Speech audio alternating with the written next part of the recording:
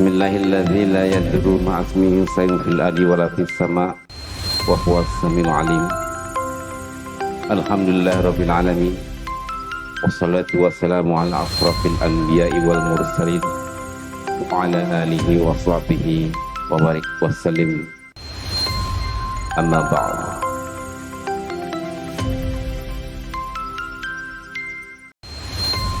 Yang terhormat kepada Bapak Ustadz guru kita, alhamdulillah di tengah-tengah kita ini telah tiba untuk kembali memberikan satu hikmah subuh insyaallah yang kita semua nanti kita akan menerima dan kita akan meresapi, kemudian kita akan mengaplikasikannya. Sebelumnya untuk pengurus DKM serta jajarannya atas nama DKM, kami mengaturkan masih dalam suasana lebaran ya, mengaturkan minal aidin wal faizin, mohon maaf lahir dan batin. Kemudian untuk acara pagi ini di mana temanya adalah hikmah di balik surah Al-Ahzab. Insya Allah nanti Pak Ustadz akan memberikan satu gambaran ataupun detailnya nanti akan oleh beliau. Acara ini untuk sesi pertama adalah penceramah oleh Pak Ustadz, kemudian sampai dengan pukul 6 nanti akan dilakukan sesi tanya jawab yang mungkin akan nanti diberikan hanya untuk tiga pertanyaan saja, dan kemudian setelah itu kita masuk pada waktu masuk zuhruf insyaallah, dan setelah itu kita akan menikmati sarapan pagi. Demikianlah susunan acara serta isi daripada hikmah subuh ini. Insya Allah kita dapat mendengarkan dan Allah menerima apa yang kita telah datang di masjid ini sebagai keberkahan. Demikian, silakan Pak Ustadz. Billahi taufiq wa hidayah. Wassalamualaikum warahmatullahi wabarakatuh.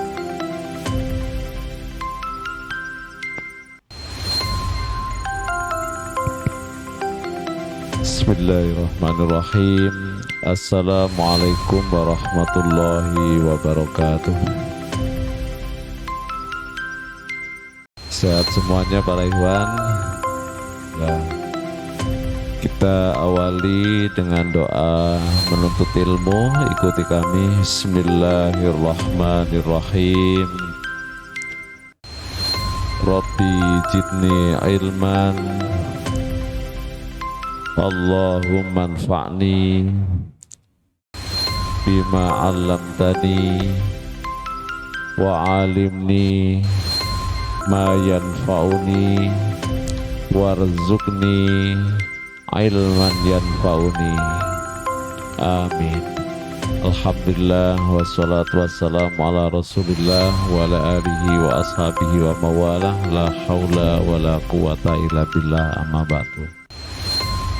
Masih di bulan Syawal dan masih ada kesempatan yang belum menunaikan sunnah Syawal untuk menyempurnakan ibadah Ramadan kita. Rasul menyebutkan siapa yang berpuasa Ramadan dan mengiringinya dengan puasa sunnah 6 hari di bulan Syawal, maka Allah akan mencatat seperti orang yang berpuasa dan berpahala setahun penuh. Nah, ini sih kayaknya sudah semuanya nih Pak Rekan ya. Jangankan puasa Syawal, sudah bidak sudah selesai. Kemarin sudah melaksanakan sholat gerhana. Alhamdulillah ya. Mudah-mudahan semuanya itu menjadi jawaban bahwa puasa Ramadan kita berdampak dan membekas pada diri kita, kepada ketakwaan kepada Allah Subhanahu wa Ta'ala. Pagi hari ini sebelum saya sampaikan tema tadi, ada yang masih ingat kajian kita terakhir di bulan Ramadan tentang apa? Lupa ya. Tentang cahaya. Surat apa waktu itu? Surat An-Nur ya. Karena temanya saya sederhanakan sebenarnya sesuai dengan nama-nama surat agar lebih mudah untuk mengingatnya.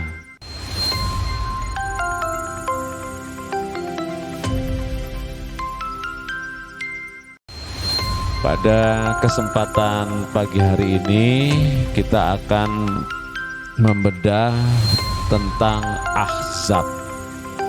Nah, Ahzab ini saya ambilkan dari nama surat, yaitu surat Al-Ahzab. Nah, surat yang ke-33. Banyak peperangan di zaman Nabi Shallallahu Alaihi Wasallam. Namun tidak semua peperangan itu namanya menjadi nama sebuah surat. Ada perang Badar disebutkan, tapi sekali saja dalam surat Ali Imran. Ada perang apa lagi nanti? Fat. Ada perang Tabuk dan seterusnya. Namun Allah menjadikan perang Ahzab itu menjadi salah satu nama surat. Nah, ini tentu menarik. Pesan apa yang ingin Allah sampaikan agar mudah kita ingat dan kita fahami dari perang Ahzab itu?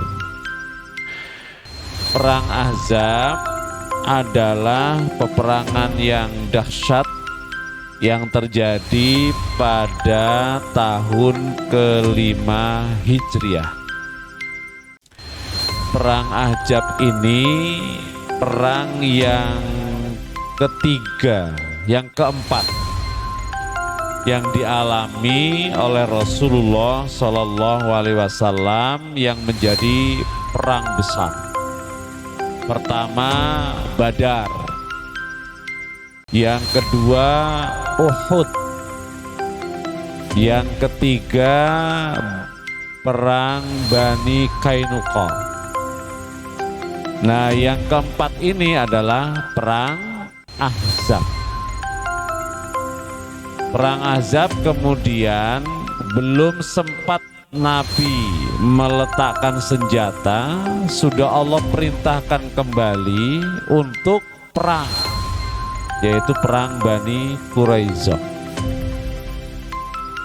Nanti ada lagi setelahnya perang atau perjanjian Hudaybiyah, kemudian perang Khaybar, kemudian perang yang spektakuler 3.000 melawan 200.000, yaitu perang Mu'tah. Kemudian Fathu Mekah, perang Khaybar dulu, perang Khaybar. Kemudian perang Mu'tah. Kemudian perang Fathu Mekah, perang Hunain, dan terakhir perang Tabuk. Ini kurang lebih 9 peperangan yang terjadi di masa Rasulullah Shallallahu Alaihi Wasallam. Nah, di antara perang-perang itu, satu di antaranya adalah peperangan yang Allah jadikan menjadi nama surat. Perang apa tadi? Ahzab. Surat yang keberapa para Ikhwan? Surat yang ke-33. Nah, hampir pada awal surat ini merekam peristiwa perang Ahzab. Dan Allah menamai surat ini dengan surat Ahzab, diambil dari ayat yang ke-22. Ayat yang ke-22. Kalau kita memperingati hari apa itu? Maulid. Nah, biasanya dibacakan ayatnya yang ke-21. A'udzubillahi minasyaitonirrajim. Laqad kana lakum fi Rasulillahi uswatun hasanah. Nah, pada ayat yang ke-22-nya, walamma ra'al mu'minunal ahzab. Nah, itu di situ menunjukkan tentang Ahzab. Ahzab.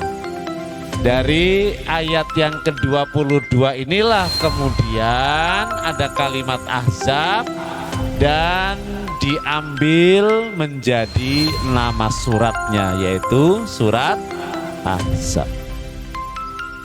Para Ikhwan sekalian, sebagai satu pengingat, tema khusus terkait perang Ahzab ini adalah konspirasi. Nah, jadi kalau kita ingat perang Ahzab, berarti bicara konspirasi. Konspirasi itu bahasa Arabnya, itu ada bahasa Arabnya mu'ammarah. Dalam kajian ilmu sosiologi, konspirasi itu artinya kesepakatan dan kerjasama antar beberapa orang atau kelompok dengan tujuan buruk terhadap pihak lain. Apa namanya tadi? Konspirasi. Bahasa Arabnya apa tadi? Mu'ammarah. Ya. Jadi kalau ingat perang Ahzab, berarti ingat di balik itu ada konspirasi. Nah, jadi konspirasi ini sudah bahasa yang lumrah, yang umum. Dan dunia sebagai panggung sandiwara ini juga banyak di dalamnya konspirasi. Nah, jadi bukan hanya sekedar isapan jempol, itu bahasa istilah ya, atau hanya tuduhan tanpa fakta, tapi konspirasi terhadap cahaya Allah, terhadap agama Allah adalah satu fakta yang jelas dalam sejarah perjalanan umat Islam. Nah, perang salib itu konspirasi. Perang apa lagi? Perang Turki Utsmani konspirasi. Sejarah berdirinya negara Israel konspirasi. Begitu. Nah, dari runtutan peristiwa-peristiwa itu menggambarkan tentang konspirasi. Nah, apa bahasa Arabnya? Mu'ammarah. Saya ulang lagi, secara sosiologi apa itu konspirasi? Kesepakatan dan kerjasama antar beberapa orang atau kelompok dengan tujuan buruk terhadap pihak lain. Itu namanya konspirasi. Nah, persekongkolan. Nah, hijrahnya Nabi itu juga latar belakangnya karena konspirasi. Jadi sepakat mereka ingin membunuh Nabi. Tujuannya bukan membunuh Nabi, memadamkan cahaya Allah.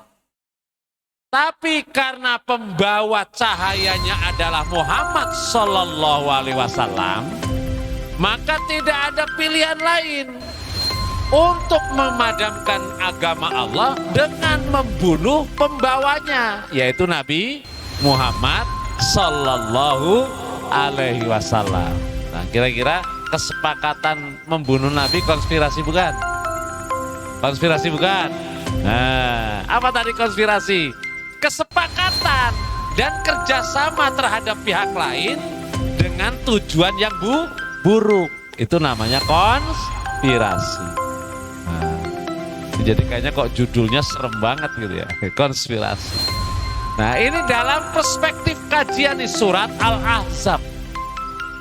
Apakah benar bahwa peristiwa perang Ahzab itu adalah konspirasi? Nah, ini kan fakta sejarah yang mesti kita bedah. Nah, jadi kalau ingat surat Al-Ahzab, berarti ingat apa Pak Iwan? Konspirasi. Nah, dalam sebuah seminar, Kiai Haji Syekh Hasyim Mujadi, kenal Pak Iwan? Nah, Hasyim Mujadi kenal ya? Nah, beliau pernah menyampaikan nih kalau nggak salah 2011 di Gedung Antara saat mengadakan seminar tentang pembebasan Al-Aqsa. Beliau menyampaikan Islam atau umat Islam akan selalu menghadapi gangguan-gangguan. Nah, begitu. Akan selalu menghadapi gangguan-gangguan dari pihak kafirin. Walaupun demikian, Islam itu pasti menang. Kenapa? Karena Allah lah yang menetapkan kemenangan Islam itu terhadap agama-agama yang lain. Jadi kalau baca surat Sof, ini latar belakangnya itu. Jadi yang namanya umat Islam, agama Islam, itu akan terus sampai hari kiamat menghadapi gangguan-gangguan.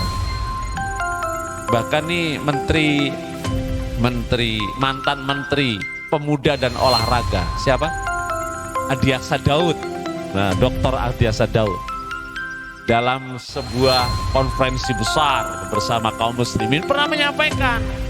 Jadi ada atau tidak adanya pembelaan dari umat Islam, Islam pasti akan jaya. Begitu beliau menyampaikan, ya kan? Jadi ada atau tidak adanya pembelaan dari umat Islam, Islam pasti jaya. Begitu.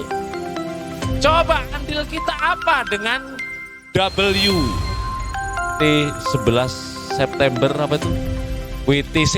Nah, kan nggak ada andil kita. Tapi dampak dari peristiwa itu coba lihat.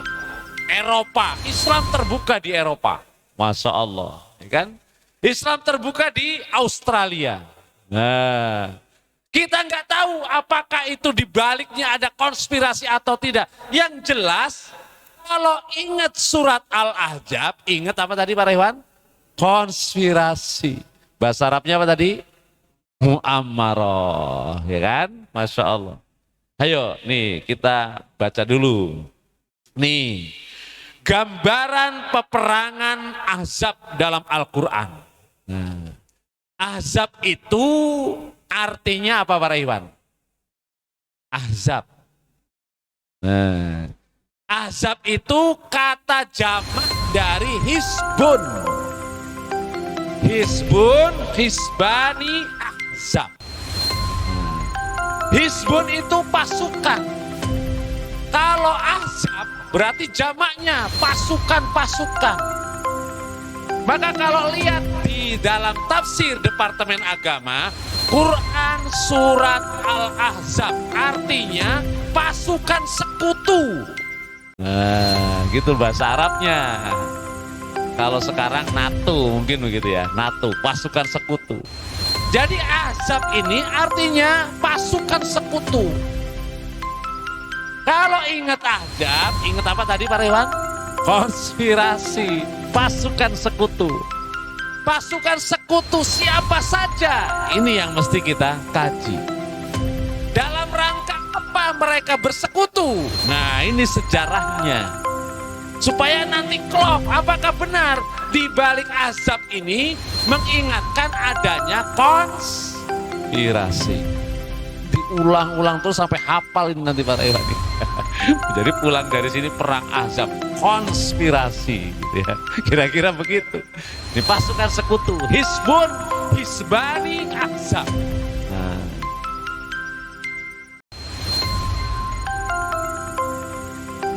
Maka Allah menyebut para ikhwan, menyebut nih Ahzab sebagai pasukan sekutu itu dalam ayat lain disebut dengan bentuk mufradnya, yaitu Hizbullah. Pernah dengar Pak Iwan? Pernah dengar? Nah, itu ada dalam surat Al-Maidah 54, 55, 56 dan surat Al-Mujadalah ayat 22. Hizbullah. Walaupun nama ini kemudian menjadi negatif konotasinya, karena dijadikan sebagai nama satu gerakan muslimin khususnya di Libanon. Pasukan kelompok dari Syiah, Hizbullah. Sehingga ketika orang menyebut Hizbullah, nah pasti muncul pada dirinya bayangannya adalah orang-orang Syiah. Di mana tadi? Libanon. Masya Allah, coba bayangkan. Boleh jadi para ikhwan, kalau kita menyebutkan Hizbullah, kemudian bayangan kita ke Libanon, kemudian lebih merucut kepada kaum Syiah, gitu ya. Maka kemudian kita akan berkata negatif. Nah, berarti boleh jadi penyebutan Hizbullah merupakan bisa jadi. Sehingga ketika Anda mau nggak disebut Hizbullah? Anda mau Karena dulu dalam zaman penjajahan Hizbullah itu dijadikan sebagai nama laskar pembelaan kemerdekaan Indonesia, ya kan? Hizbullah. Nah, tapi ada juga yang negatif. Hizbullah menjadi nama dari gerakan orang-orang Syiah. Atau mungkin nanti akan ada lagi gerakan-gerakan yang ingin memperburuk citra umat Islam dengan sebutan Hizbullah. Sehingga ketika kita baca innama waliyukumullahu wa rasuluhu walladina amanu alladina yuqimunas shalah alladzina yuqimunas sholata wa yutunaz zakata ulaika hizbullah. Nah, ketika baca ayat itu, wah negatif. Padahal para ikhwan, sebutan Hizbullah hanya Allah sematkan kepada kaum muslimin pilihan Allah. Jadi Hizbullah itu kelompok muslimin pilihan Allah. Dengan sifat-sifatnya yang sangat jelas. Tapi ketika Anda mau nggak disebut Hizbullah? Nggak mau. Karena ada rekam sejarah penyebutan Hizbullah yang negatif. Atau mendengar nama Hizbullah konotasinya negatif. Nah kan, boleh jadi. Padahal Hizbullah itu adalah nama pilihan dari Allah untuk kaum pilihan di dunia ini. Tapi kok ketika menyebut Hizbullah kok negatif? Nah, boleh jadi sudah pernah ada dalam sejarah sebuah konspirasi. Begitu para ikhwan. Ini ada lagi yang namanya umat Islam, pasti kalau ditanya mending bercerai-berai apa mending bersatu? Gitu kira-kira. Pasti jawaban kita umat Islam ingin bersatu. Ya nggak para ikhwan? Nah, satunya umat Islam sebutannya dalam bahasa Arab itu jamaah muslimin atau jamaah Islamiyah. Nah, itu kalau dalam bahasa Arab. Tapi ada rekam sejarah kalau ada sebutan jamaah Islamiyah itu konotasinya negatif. Nah, boleh jadi nama itu dibidani oleh orang-orang yang memang tidak senang Islam. Sehingga kalau lahir gerakan mempersatukan muslimin. Bahasa Arab Jamaah Islamiyah sudah konotasinya apa tadi? Negatif. Boleh jadi. Nah, boleh jadi itu para ikhwan.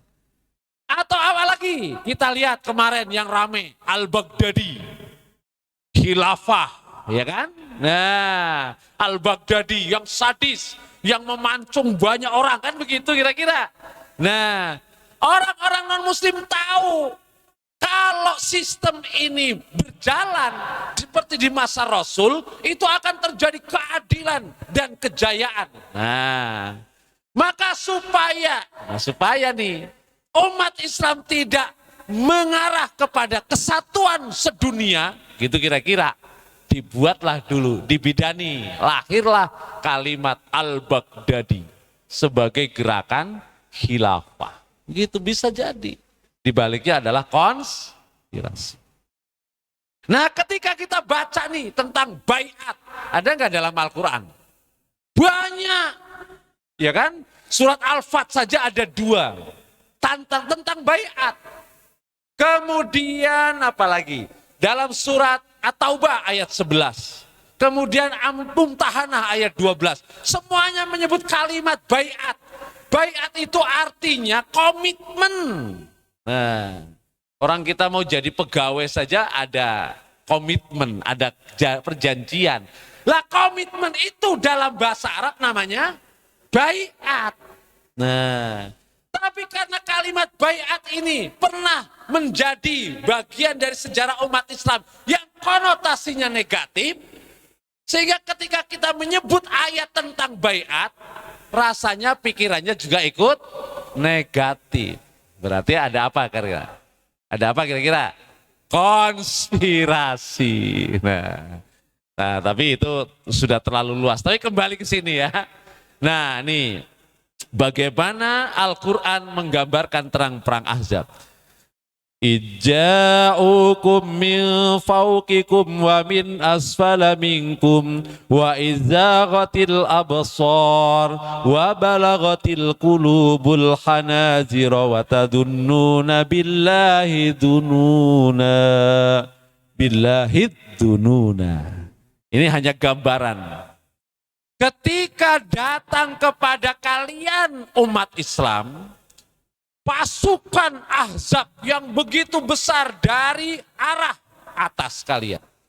Nah, jadi kalau gambaran ini harus belajar harus belajar peta kota Madinah.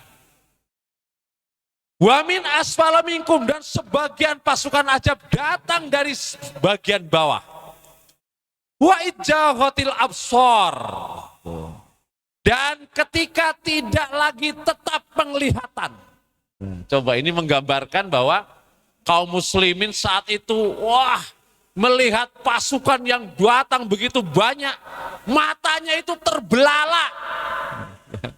Boro-boro mau siap menghadapi peperangan, baru melihat banyaknya pasukan saja sudah matanya terbelalak. Masya Allah. Wa idzaghatil absar. Sampai digambarkan begitu.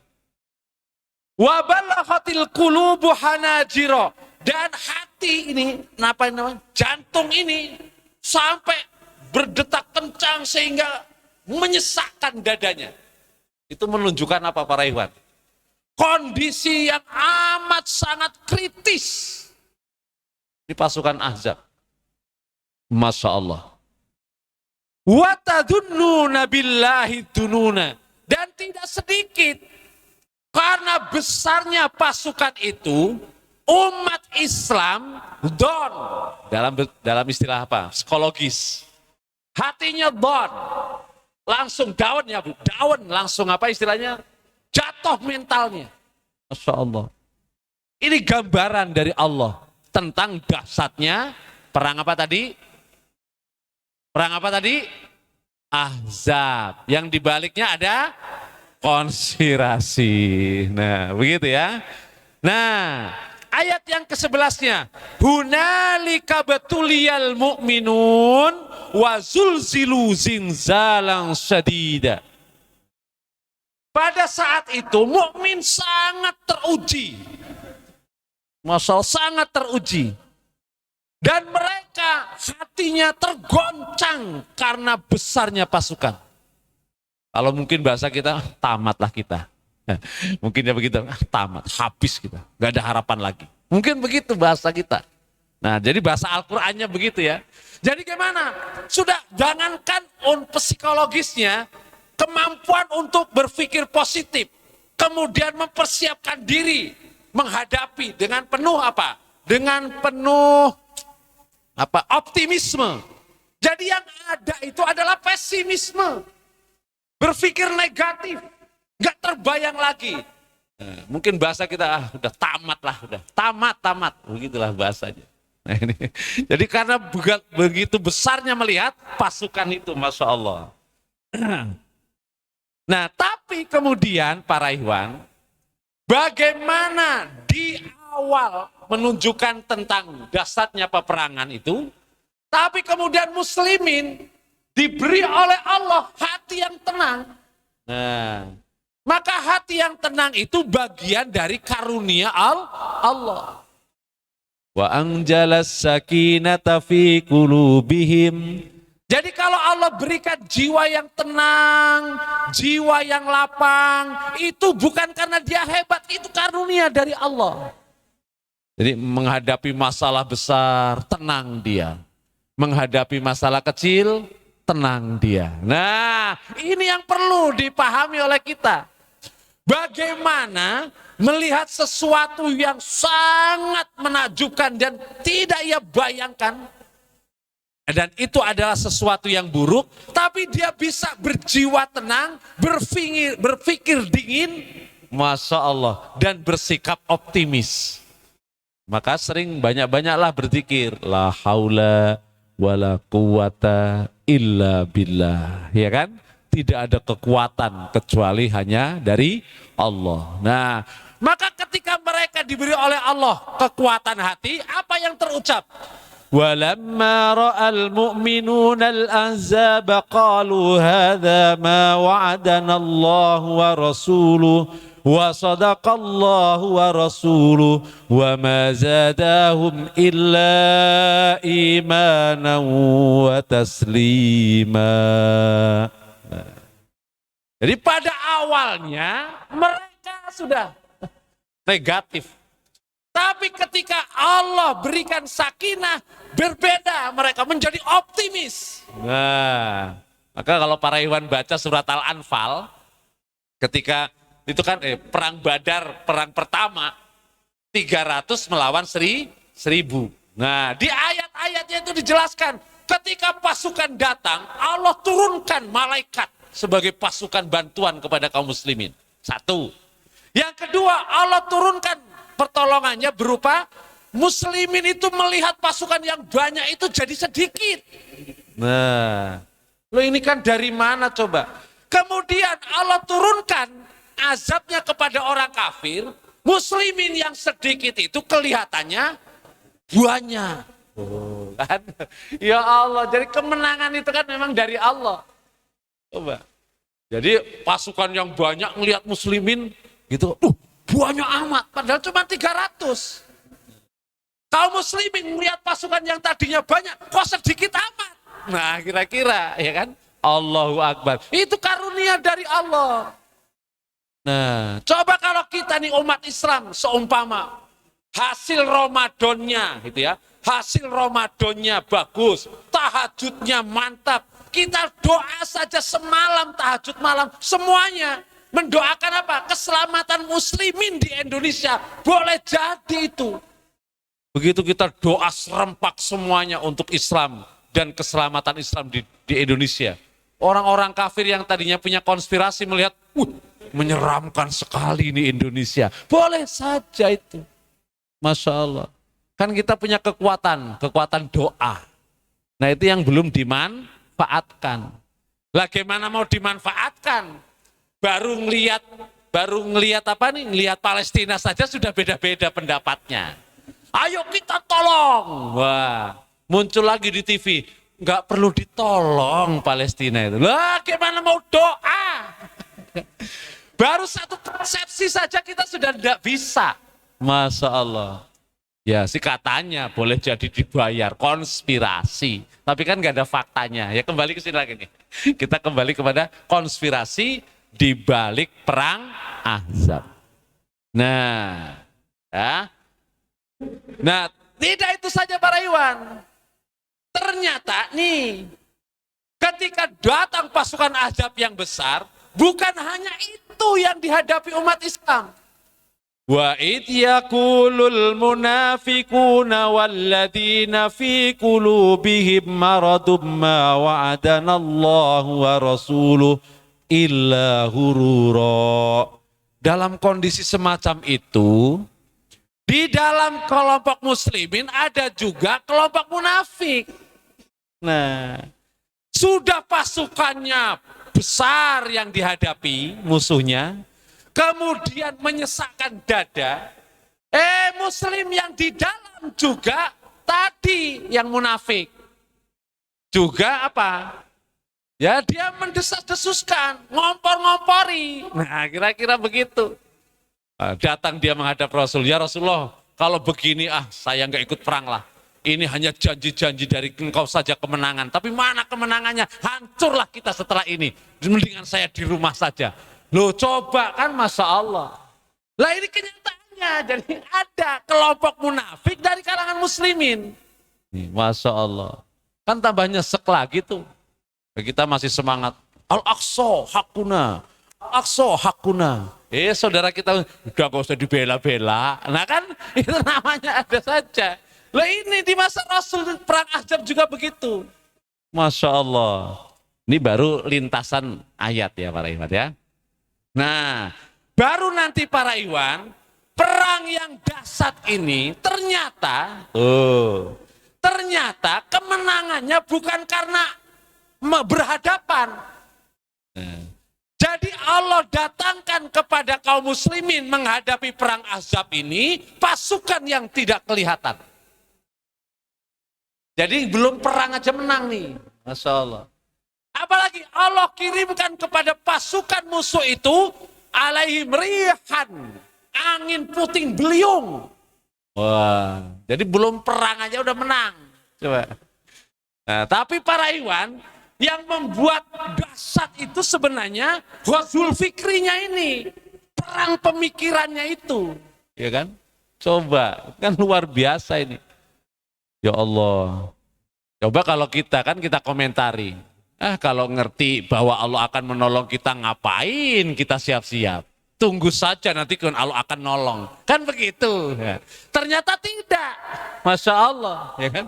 Justru proses itu sudah sangat dihargai oleh Allah.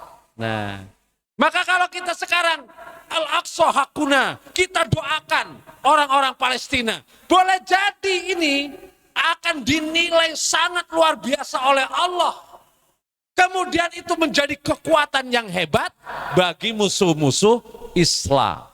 Nah, boleh jadi ini tadi nih, perang Ahzab ini perang yang dahsyat, tapi tidak pernah terjadi peperangannya itu. Kenapa? Karena pasukannya Ahzab sudah kalah terlebih dahulu sebelum perang. Nah, ayo coba kita sekarang kaji sejarahnya. Ini tadi ayat perang Ahzab atau perang Khandaq Parit adalah salah satu perang yang paling dahsyat dialami oleh umat Islam pada masa Rasulullah. Pertama, perang Ahzab ini berawal dari peristiwa terusirnya Yahudi Bani Nadir. Perang Ahzab ini terjadi pada bulan Syawal tahun 5 Hijriah. Perang Ahzab terjadi pada bulan Syawal. Loh kalau kita kira-kira bulan Syawal suruh perang, wah yang ada mudik, gitu ya. Ya kan, Masya Allah. Ini perangnya, belum nanti rentetan apa? Apa karena tadi saya pegang-pegang ya? Iya, kadang-kadang kalau lagi suka lupa megang, kayak orang nilpun itu kalau dikasih apa saja kan dipegang tuh. Nah para Iwan sekalian, jadi ketika orang-orang Yahudi Bani Nadir itu mereka mereka berbuat pengkhianatan kepada Rasulullah, maka hukumannya mereka diusir dari kota Madinah.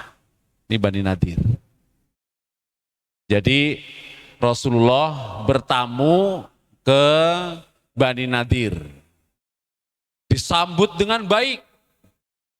Nah, ketika bertamu, Bani Nadir itu berencana apa? Berencana untuk membunuh Nabi. Caranya, Nabi sedang bertamu itu, kemudian dari atas loteng rumah Huyai bin Akhtab mau dijatuhkan batu. Jadi ketika Rasul bertamu ke Bani Nadir, disambut dengan baik secara apa? Tapi direncanakan di balik bertamunya itu Rasul mau dibunuh. Nah, ini awalnya begitu perang Ahzab. Sudah dipersiapkan batunya, tinggal menunggu isyarat saja jatuhkan kepada Nabi yang ada di ruangan itu, maka tamatlah riwayat Nabi. Nah, ada orang Yahudi yang menasihati Huyai bin Akhtab. Wahai Huyai bin Akhtab, dia itu seorang Nabi. Kalau rencana ini kita laksanakan, pasti malaikat Jibril akan datang menemuinya. Tapi Huyai bin Akhtab tidak, jatuhkan saja dia biar dia mati. Nah, begitu Huyai bin Akhtab kembali menemui Nabi di ruang tamunya, Nabi segera pergi. Nah, orang-orang yang bersama Nabi, Abu Bakar, Umar, Utsman, Ali, semuanya heran. Kenapa ini Nabi sedang dijamu dengan begitu mesranya, kok tiba-tiba pergi? Maka karena Nabi pergi, sahabat tadi semuanya ikut Nabi. Langsung mereka menemui Nabi di rumahnya. Ada apa ya Rasulullah? Ketahuilah, Jibril datang kepadaku bahwa orang Yahudi sedang merencanakan untuk membunuhku dengan cara menjatuhkan batu dari atas loteng rumah Huyai bin Akhtab. Nah, ini namanya pengkhianatan. Padahal sudah ada perjanjian. Pengkhianatan itu berakhir dengan peperangan. Siapa yang melanggar perjanjian maka wajib diperangi. Nah, maka ketika itu tidak ada pilihan. Orang Yahudi ini kan orang yang sangat takut perang. Orang Yahudi ini orang yang sangat takut mati. Orang Yahudi ini orang yang sangat takut miskin. Itu sebenarnya itu. Itu surat Al-Hasr namanya. Yeah. Maka ketika mereka sadar bahwa mereka melanggar perjanjian, mereka segera ingin menemui Rasul supaya perencanaan tadi itu dimaafkan. Maka kata Rasulullah dalam Islam, tidak ada lagi maaf karena itu sudah sangat vital, konspirasi. Akhirnya orang Yahudi terusir dari kota Madinah. Mereka lari ke Khaybar. Nah, Khaybar itu pemukiman Yahudi kurang lebih 150 km dari kota Madinah. Itu Khaybar. Wilayah yang sangat subur dengan penghasilan kurma yang luar biasa. Nah, maka ketika terjadi perang di Al-Aqsa, Palestina, tahun 2005 kalau tidak salah, mereka berkata Khaybar, Khaybar, Khaybar. Itu menunjukkan dendam lama itu turun-menurun ditanamkan oleh orang Yahudi kepada anak-anak mereka. Nah, dari Khaybar inilah dirancang perang Ahzab. Nah, begitu para ikhwan. Jadi perang Ahzab, apa tadi artinya? Pasukan sekutu, itu bukan ujuk-ujuk. Ini bahasa Jawa ya. Bukan tiba-tiba ada, tapi ada skenarionya, ada perancangnya. Siapa perancangnya itu? Ini tadi Bani Nadir. Yang sakit hati karena terusir dari kota Madinah. Nah, dari Khaybar inilah kemudian dirancang pasukan Ahzab itu. Masya Allah, pasukan Ahzab. Jadi 20 tokoh orang Yahudi, mereka sudah merancang itu, kemudian melobi. Ini kan memang apa? Dosen, guru besar lobi itu Yahudi ini dari dulu, ya kan? Sampai sekarang itu juara lobinya itu orang Yahudi, Masya Allah. Nah, di lobi itu, pertama yang dia lobi orang-orang Mekah, yang dalam perang Badar kalah. Perang Uhud kalah. Ini kan namanya orang-orang apa? Orang-orang Mekah. Orang-orang yang sakit hati kepada Rasulullah, ya kan? Gimana enggak? Loh, perang mereka 2 kali kalah terus gitu ya. Perang Badar kalah, perang Uhud kalah. Loh, perang Badar, perang Uhud itu bukan perang tanpa biaya itu para ikhwan. Ya kan? Jadi orang Quraisy itu ingin menunjukkan bahwa mereka itu orang hebat. Mereka memerangi Nabi supaya orang lain dunia tahu bahwa orang Quraisy itu hebat. Berangkat dia dengan 1.000 orang. Loh, 1.000 orang pasukan itu perjalanannya 1 bulan. Ya kan? Ya kan kalau namanya pejalan kaki itu kan 450 km, ya PP itu minimal 1 bulan. Minimal itu. Lah 1 bulan itu untuk membiayai pasukan 1.000 orang berapa? Itu bukan masalah. Ini baru perang apa nih? Baru perang Uhud. Nah, karena perang yang dialami oleh orang Quraisy selalu kalah. Nah, dilobi oleh orang Yahudi. Anda melawan muslimin aja nggak bisa menang, padahal jumlahnya sedikit. Mereka miskin. Ayo, sekarang saya bantu. Siap nggak? Kita hancur lumatkan. Loh, orang Quraisy diajak begitu ya langsung nyambung kira-kira. Wah, kesempatan ini. 2 kali kita perang kalah terus. Boleh jadi karena bareng-bareng menang. Semangat dia. 4.000 terkumpul dari orang-orang Mekah. Hasil apa tadi? Hasil apa tadi? Konspirasi ini Yahudi ini. Sementara yang lainnya datang ke Gotafan. Gotafan itu satu suku. Datang lagi Bani Asad. Datang lagi. Jadi semua kabilah-kabilah Arab di kota Mekah dan sekitarnya semuanya dilobi oleh Yahudi. Sehingga terkumpullah pasukan Ahzab dengan jumlah 10.000 pasukan. Coba bayangkan, ya kan? Apalagi biayanya. Jadi orang-orang kafir itu ingin memadamkan cahaya Allah itu bukan murah meriah para ikhwan. Korbannya itu banyak, pengorbanannya itu besar. Miliaran para ikhwan. Miliaran itu. Masya Allah. Hanya ingin membungkam umat Islam. Itu untuk membiayai apa? Membiayai media itu miliaran itu para ikhwan. Triliunan. Nih coba sekarang kalau mau dihitung nih. Pasukan Ahzab jumlahnya 10.000. Kalau 1 orang saja biayanya 1.000. Nah, seumpama kan sangat minim. Ya taruhlah jangan 1.000 lah saat berapa? 1 orang. Loh, ini orang Arab bukan orang Indonesia loh. Kalau orang Indonesia beli ayam aja dipotong 12.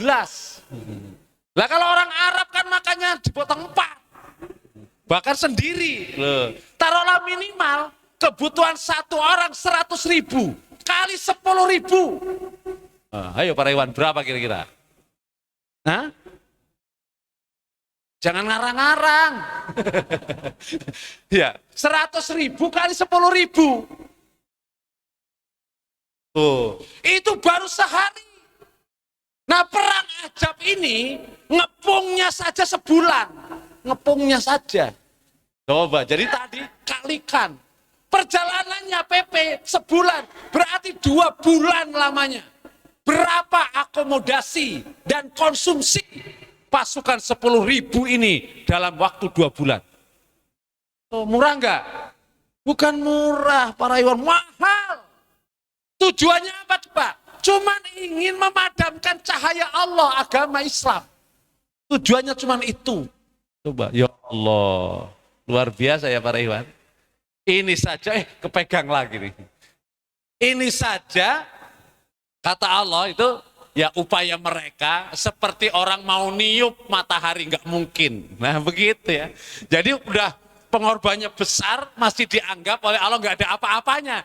Yuriduna liyutfi'u nurallah biafwahihim. Jadi upaya mereka memadamkan cahaya Allah seperti mulut-mulut mereka mau memadamkan cahaya matahari. Mungkin nggak para ikhwan? Padahal sudah triliunan itu, ya Allah. Nah, bisa dipahami para ikhwan? Makanya tadi itu kalimatnya Adi Yaksa Daud. Ada atau tidak adanya umat Islam membela Islam, Islam pasti menang.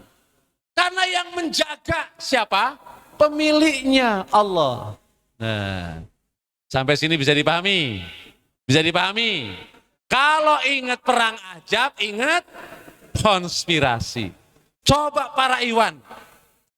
dalam waktu yang sangat pendek, pasukan Ahzab ini informasinya sampai kepada Rasulullah. Coba, Rasul masih puasa. Ini kan akhir Ramadan, nanti perangnya di awal Syawal. Lagi puasa mendengar berita pasukan Ahzab dengan jumlah 10.000. Loh, ini kan peperangan yang belum pernah terjadi. Perang Badar 300. Perang Uhud berapa? Perang Badar 1.000. Perang Uhud 300. Lah ini perang Badar, perang Ahzab 10.000. Masya Allah. Hah? Habis waktunya. Ya udah, kalau gitu saya persingkat saja. Para Iwan, begitu Nabi mendengar pasukan ini, musyawarah Nabi. Begitu musyawarah, keputusannya apa? Menghadapi pasukan sebesar itu, kemudian Salman Al-Faris usul, kita gali paret. Nah, jadi Madinah itu sangat cocok untuk apa? Untuk menggunakan strategi paret. Maka paret itu bahasa Arabnya Khandaq. Nah, maka perang Ahzab disebut juga dengan perang Khandaq. Ahzab itu pasukan lawannya namanya, paret itu strateginya. Maka kemudian kaum muslimin bersepakat setelah musyawarah itu, mereka menggali parit. Coba, dalam posisi Ramadan. Ya Allah. Nah, inilah kondisi paret itu. Jadi karena Madinah itu dikelilingi oleh pegunungan dan perkebunan, hanya dari arah sebelah selatan saja yang terbuka. Secara strategis militer, nggak mungkin pasukan 10.000 itu datang dari arah yang lain, kecuali dari sana. Diukurlah tanah yang memungkinkan untuk mereka masuk itu. Panjangnya 5.500 meter. Berapa meter? 5 kilo. Nah, kemudian diputuskan, paretnya ini bukan hanya galengan air, tapi paret yang tidak bisa dilompati, kuda yang paling bagus. Makanya dalamnya itu 3,5 meter. Kalau nanti kuda nyemplung, nggak bisa naik lagi. Lebarnya itu berapa di situ disebutkan? 4,5 meter. Supaya kuda itu nggak bisa loncat. Nah, Masya Allah, coba bayangkan. Kira-kira pasukan Ahzab ini dari Makkah ke Madinah, kalau taruhlah setengah bulan, maka setengah bulan waktu itulah yang dipergunakan oleh Rasul dan para sahabatnya untuk menggali parit. Masya Allah. Ini bayangkan nih para ikhwan. Nabi loh ini dulu. Lah kalau sekarang kalau umat Islam tenang aja, nanti kita menang. Kalau Allah datangkan kemenangan, kemenangan betul dari Allah, tapi perlu dijemput, perlu proses, perlu apa? Amal. Nah, inilah ikhtiar yang dilakukan oleh Rasul. Siapa kita? Lebih hebat Rasul. Kalau Rasul berdoa, ya Allah, hancurkan, hancur. Tapi nyatanya, Nabi kita itu, perjuangannya pun berdarah-darah. Ya Allah. Berapa meter? 5.000. Iya, dalamnya berapa? 3,5 meter. Lebarnya berapa? Nah, maka nanti dibagi setiap 10 orang 10 hasta. Lah kalau model tanah Keranggan kan asal di bawah beton sudah tanah merah.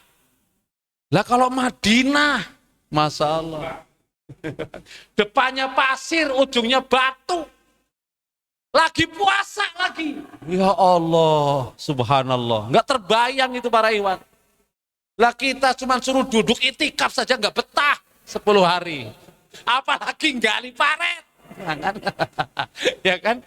Ya Allah. Suruh itikaf saja dalilnya sudah dibaca sampai berbusa-busa. Masih aja yang milih tanggal ganjil. Tanggal ganjil. Tanggal ganjil penuh, tanggal genap pulang semuanya. Seumpama. Lu itikaf saja berat, apalagi gali paret. Ya Allah. Inilah para iwan, bayangkan itu Nabi. Makanya banyak peristiwa terkait ini. Kalau Ibnu Hisam itu memaparkan banyak. Jadi ketika para sahabat sudah pada merintih kelaparan, mereka mau istirahat. Begitu mau istirahat, dilihat Rasulullah masih gali. Malu dia istirahat, gali lagi. Kemudian para sahabat mengganjal perutnya dengan batu karena memang lagi kondisi nggak punya. Mereka ingin istirahat, melihat malu Rasul karena Rasul batunya ganjelnya 3. Allahu Akbar. Itu subhanallah sampai sebegitunya. Nah, ini perang azab nih ya. Ini kayaknya kalau dilanjutkan nggak selesai juga nih orang. Jam 6 tuh udah jam 6. Ya, tapi baiklah kita singkat. 10 hari selesai itu. Nah, baru di awal bulan Syawal pasukan Ahzab itu sudah mulai mendekati kota Madinah. Begitu mereka datang, tadi yang ayatnya, Masya Allah seperti air bah datangnya pasukan itu. Dari satu arah. Makanya tadi walamma ra'al mu'minuna al-ahzab. Begitu kan kira-kira. Ya Allah mereka, inilah kemenangan. Coba optimisnya kan luar biasa itu umat Islam. Subhanallah dalam kondisi setelah parit digali, ya kan? Begitu lagi optimis di belakang orang munafik mengundurkan diri semua. Gimana coba itu bayangan, Masya Allah. Nah kira-kira ya. Nah jadi kenapa tadi kalau perang Ahzab itu mengingatkan konspirasi? Karena memang perancang perang Ahzab ini hasil konspirasi. Siapa tadi yang merancang? Siapa yang merancang? Orang Yahudi. Dari mana tadi? Dari Khaybar. Berapa orang yang merancang itu tokohnya? 20 orang. Lahirlah pasukan Ahzab. Jumlahnya berapa tadi? Nanti di rumah dihitung-hitung para ikhwan. 10.000 orang, 1 orang 100.000 sehari. Kali 2 bulan. Berapa biaya itu? Masya Allah. Walaupun nanti perangnya nggak jadi. Karena setelah mereka nunggu sebulan, hancur berantakan. Karena datangnya angin puting beliung. Oh, kan ruginya kayak apa itu? Masya Allah. Jadi percaya nggak ada konspirasi? Nah ini perspektif surat Al-Ahzab pasti bahwa perang Ahzab memang di belakangnya adalah hasil konspirasi. Jadi bukan hanya abstrak, tapi fakta sejarah begitu. Saya rasa sementara ini para ikhwan karena waktunya sudah habis ya jam 6. Ya minimal hanya ingin mengasih tahu sajalah. Kalau ingat perang Ahzab, ingat konspirasi. Wallahu a'lam bissawab. Baiklah, untuk berikutnya sesi kedua untuk pertanyaan mungkin ada dari teman-teman ataupun lainnya. Oh baik Pak Zikri. Assalamualaikum warahmatullahi wabarakatuh. Pak Ustadz, ini dari pasukan Syiah, yaitu Hizbullah. Tapi di kita atau juga di Saudi Arabia ada kelompok Ikhwanul Muslimin. Nah, ini kelompok Ikhwanul Muslimin, Pak Ustadz belum menerangkan.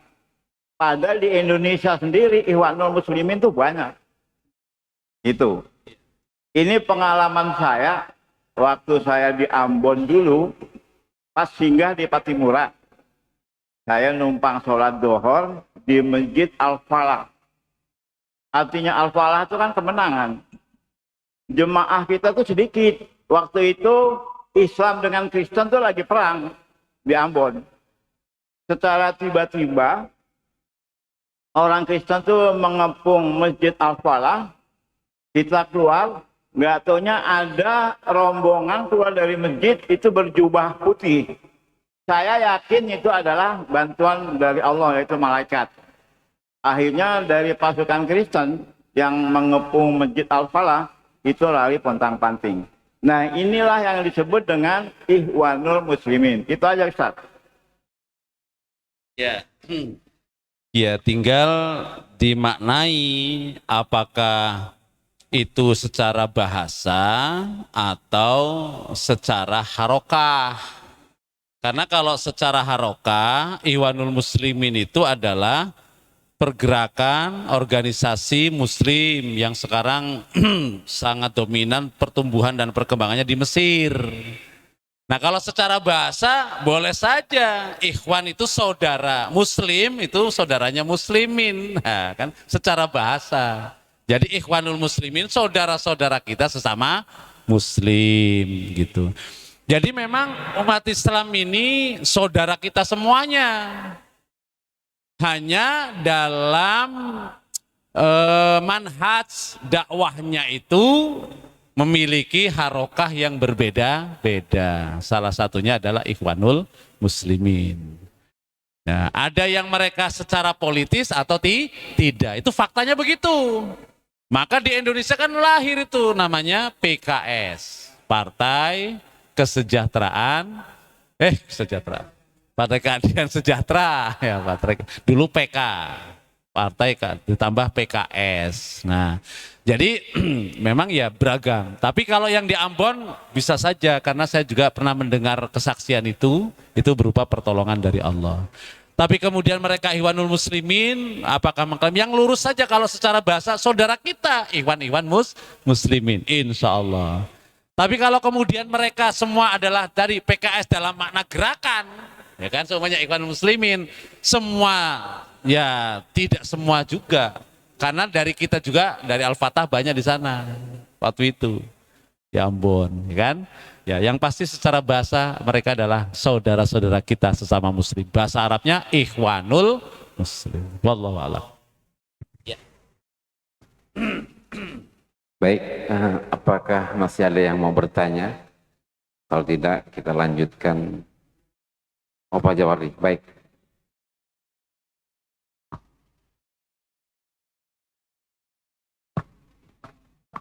Ya baik, Assalamualaikum warahmatullahi wabarakatuh.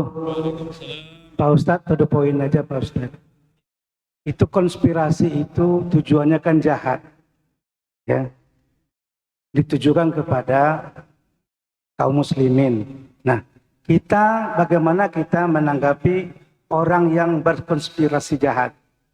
Bolehkah kita melawannya dengan konspirasi juga terhadap konspirasi yang direkayasa atau diciptakan oleh pihak lawan sana, ya, seperti yang diupayakan oleh, kalau kita memandang Palestina misalnya, kita udah beberapa kali negara UKI, organisasi Islam sedunia itu udah beberapa kali rapat, ya, tetapi tidak berkonspirasi untuk melawan konspirasi yang diciptakan oleh pihak lawan. Nah, bagaimana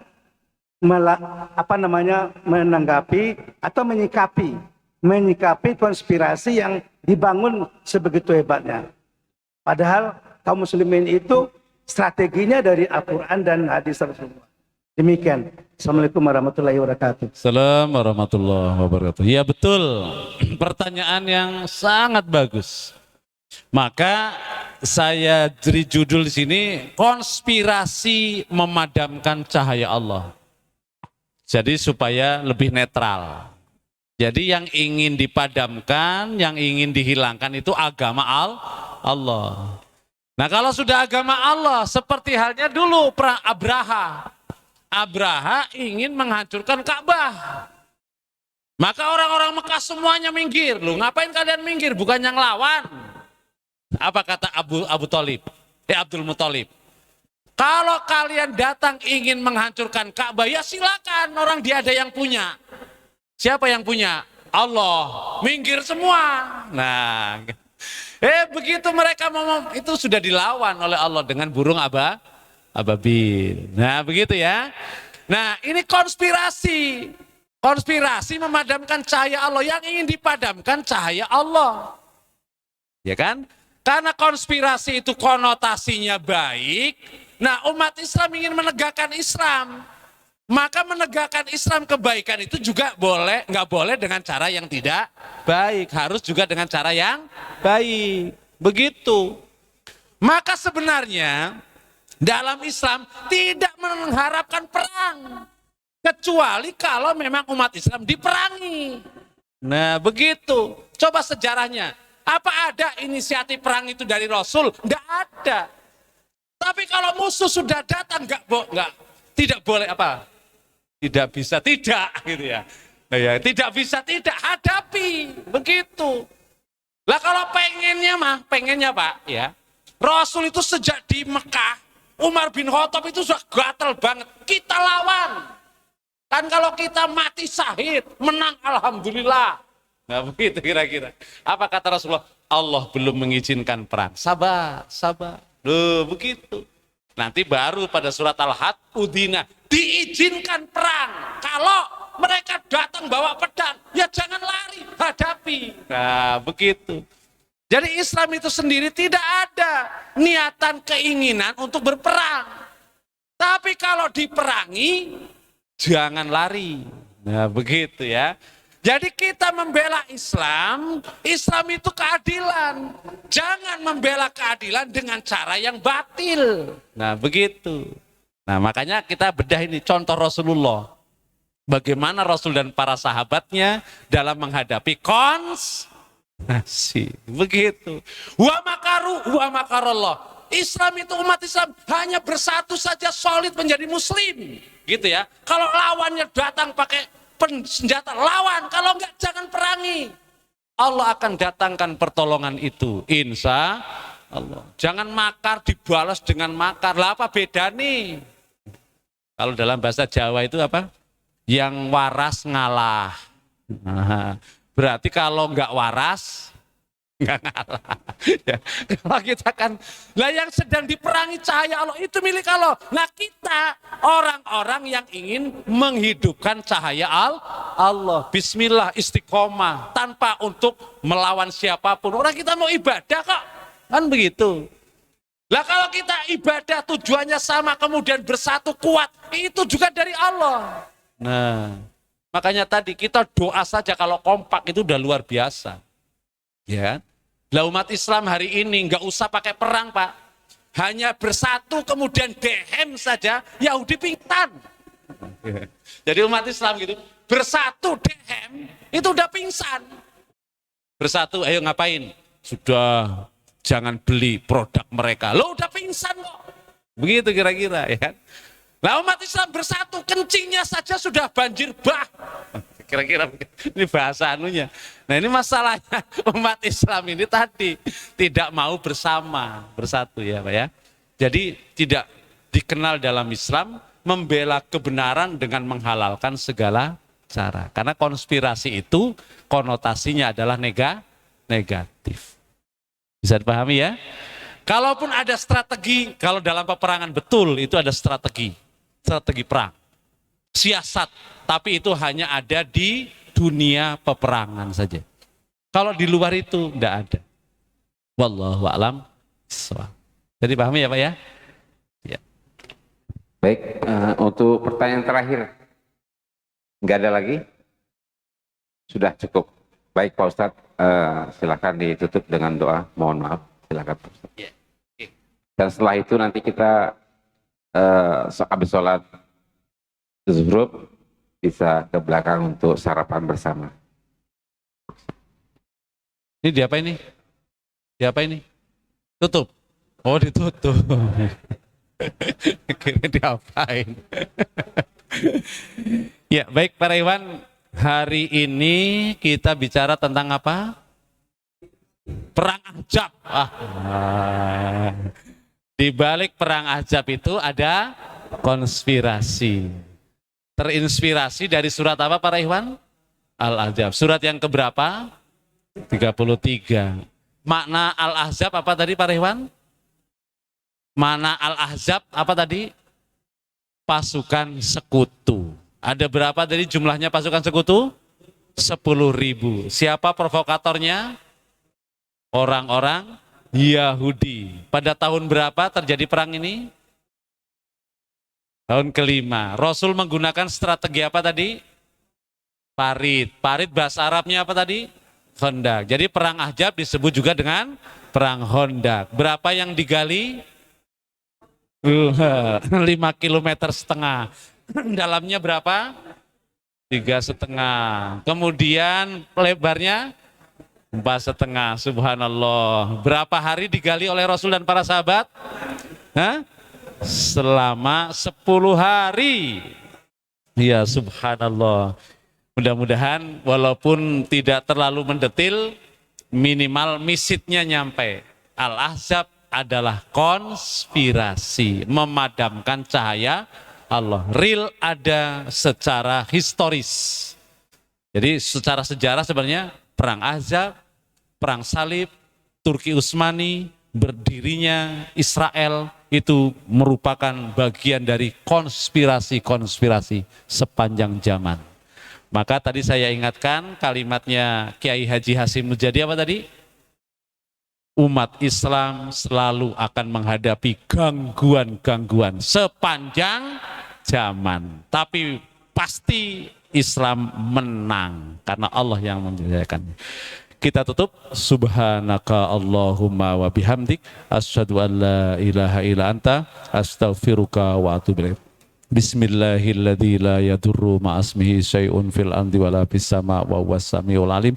Bismillahilladzi la yadurru ma'asmihi syai'un fil ardi wala fis sama' wa huwas samiul alim. Bismillahilladzi la yadurru ma'asmihi syai'un fil ardi wala fis sama' wa huwas samiul alim. A'udzu bikalimati tammah min syarri ma khalaq. A'udzu bikalimati tammah min syarri ma khalaq. A'udzu bikalimati tammah min syarri ma khalaq. Raditu billahi robba wa bil islami dina wa bi Muhammadin nabiyya wa rasula. Assalamualaikum warahmatullahi wabarakatuh.